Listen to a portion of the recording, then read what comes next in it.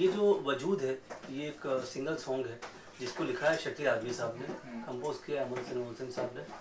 वजूद एक ऐसी कहानी एक पिता की, एक बाप की, एक फादर की, जो हमेशा अपनी कुर्बानी देता रहता है अपनी औलाद के लिए। इसमें कोई शक नहीं है कि माँ का बहुत बड़ा रोल है ज़िंदगी में एक बच्चे की, लेकिन पिता का भी रोल कम नहीं है।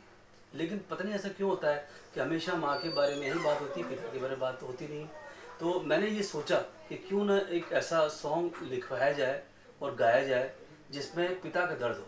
तो बड़ी खुशी की बात है कि शकील आजमी साहब ने इतना खूबसूरत एक गाना बनाया है कि उसके अल्फाज हैं कि कितनी मुश्किल से मेरे बाप ने पाला मुझको,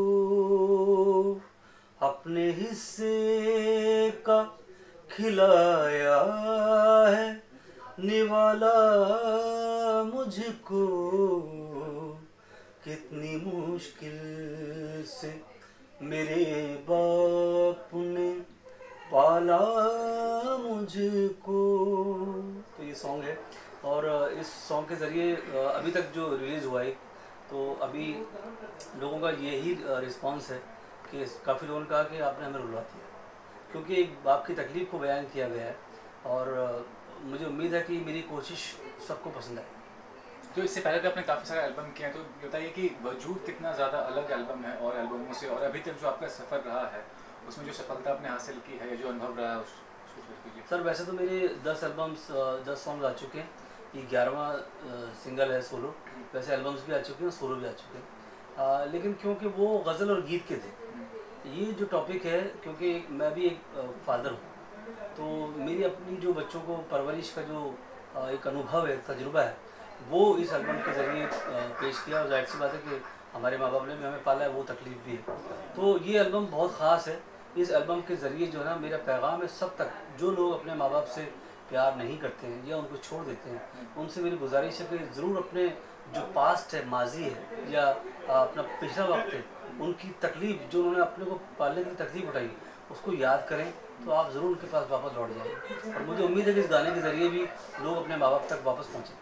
तो किसी भी गायक के लिए कितना ज़रूरी होता है कि एक मतलब आप जानते हैं फिल्मी दुनिया है तो ज़्यादातर लोग कनेक्ट करते हैं कि फिल्म से, प्लेबैक सिंगिंग से कनेक्ट करते हैं। अरे यार इतनी तेज तो ये कितना इफेक्टिव होता है जब आपको सिंगल निकालते हैं, वो अगर कामयाब होता है तो काम मिलना फिल्म इंडस्ट्री में? सर ये हमारे जो हमारे बुज़ुर्ग हैं, हमारे जो नाना थे, दादा थे या हमारे उस्ताद, उन्होंने एक बात बताई है कि भाई कोई भी काम बड़ी शिद्दत से करो, बड़े डूब के करो। और संगीत को तो ऐसे करो जैसे आप अपने मम्मी पापा से प्यार करते हो, बहन भाई से करते हो, वाइफ से करते हो, बच्चों से करते हो।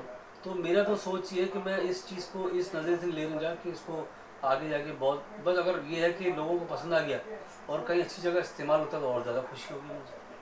तो ये कहना चाहूँगा कि क्या कहना चाहेंगे आज के दौर में जो इंडिपेंडेंट म्यूज़िक है या जो म्यूज़िक कंपनीज है, किस तरह से सपोर्ट करती हैं जो लोग इस फील्ड में हैं, खासकर गायकी की बात करें तो?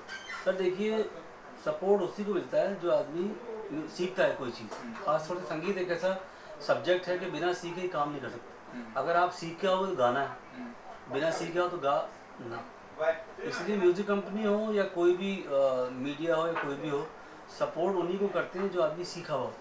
मैं भी कोशिश करता हूँ शुरू से कि सीखूँ और अभी भी सीख रहा हूँ।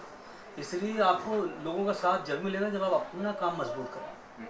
तो आदमी को ये चाहिए, नए लोगों को भी ये कहना चाहूँगा मैं कि जो भी नए लोग इस फील्ड में आ रहे हैं प्लीज़ सीखें, बगैर सीखे ना आए, क्योंकि बगैर सीखे कुछ नहीं हो पाएगा। और ये भी जानना चाहूँगा कि आज के दौर में आप देख रहे हैं कॉम्पिटिशन भी बहुत ज़्यादा है, इतना आसान नहीं है किसी के लिए भी स्थापित होना। तो आप अपने कॉम्पिटिशन में जो आपने स्ट्रगल किया है, जो भी आपने चुनौतियाँ फेस की, उसके बारे में बताइए कि क्या चुनौती थी? सर चुनौतियाँ मैंने बहुत फेस की हैं। जैसे लाइफ में ऐसा भी स्ट्रगल किया है कि जब ऑल इंडिया रेडियो पे ऑडिशन होता था और उसमें 2 बसेस चेंज करनी पड़ती थी, इतने दूर था वो, पैर में ज़ख्म था तो बस पे बैठने के पैसे नहीं मिलते थे। फिर वहाँ की 5 स्टार होटल में मैंने एज ए सिंगर गाया है जिसमें बहुत कम पैसे मिलते थे। कई बार ऐसा भी हुआ कि ईद पे कपड़े पहनने के नहीं होते थे, तो वो तकलीफ़ भी देखी है। लेकिन तकलीफ़ देखना बहुत अच्छी बात है। मेरा ऐसा मानना है कि जो आदमी ज़िंदगी में तकलीफ़ देखता है, स्ट्रगल करता है, उसको कदर होती है कामयाबी की कि हाँ हमें आज जो कुछ मिला तकलीफ़ के बाद मिला है, तो आपको घमंड नहीं आता। तो इसलिए तकलीफ़ मैंने उठाई है, मुझे उस तकलीफ़ हमेशा याद रहती है अपनी, मैं हमेशा याद रखता हूँ उसका। लास्टली क्या विजन क्या है आपको अपने करियर के लिए, आगे किस तरह से अपने करियर को आप मतलब शेप करना चाहेंगे या किस तरह से अपने आप को स्टैब्लिश करना चाहेंगे? सर मुझे 20 साल हो चुके हैं गाए हुए, गाते हुए। सारेगामा जो मैंने जीता था उसको 20 साल हो चुके हैं, और इन 20 सालों में मैंने काफ़ी शोज़ किए हैं, एल्बम्स किए हैं, और मुझे सुनने वालों को बहुत प्यार मिला है। तो सबसे बड़ा आपके लिए अवार्ड होता है कि आपके सुनने वाले आपको प्यार करें। तो जितने भी लोग मुझे मेरे म्यूज़िक को प्यार करते हैं वो मुझे अच्छे कमेंट्स देते हैं, बहुत अच्छा लिखते हैं। और इसके अलावा दो बातें और हैं कि जितने भी संगीत के अच्छे गुणी लोग हैं, कलाकार हैं, वो मुझे बहुत प्यार करते हैं। जगजीत सिंह साहब के साथ मैं काफ़ी रहा हूँ, काफ़ी उनके लिए उनके साथ गाया, एक स्टेज पर उनके म्यूजिक डायरेक्शन में गाया, खयाम साहब के म्यूजिक डायरेक्शन में गाया, वीर ज़ारा फिल्म में गाया, प्लेबैक सिंगिंग की है। और उस सबसे बड़ा अवार्ड मेरे लिए लता मंगेशकर जी के सामने गाना। मैं दिल्ली में गा चुका हूँ उनके सामने, और जब मैंने पैर छुए लता जी से और कहा कि आशीर्वाद दीजिए, तो उन्होंने कहा मैं तुम्हें जानती हूँ, मैंने तुम्हें सारेगामा में सुना है। इससे बड़ा अवार्ड मेरे लिए कुछ नहीं हो सकता। तो मेरा फ्यूचर जब मैं ये देखता हूँ कि मैं कोशिश कर रहा हूँ अब अपनी तरफ से पूरी मेहनत से, ईमानदारी से किसी काम को करने की।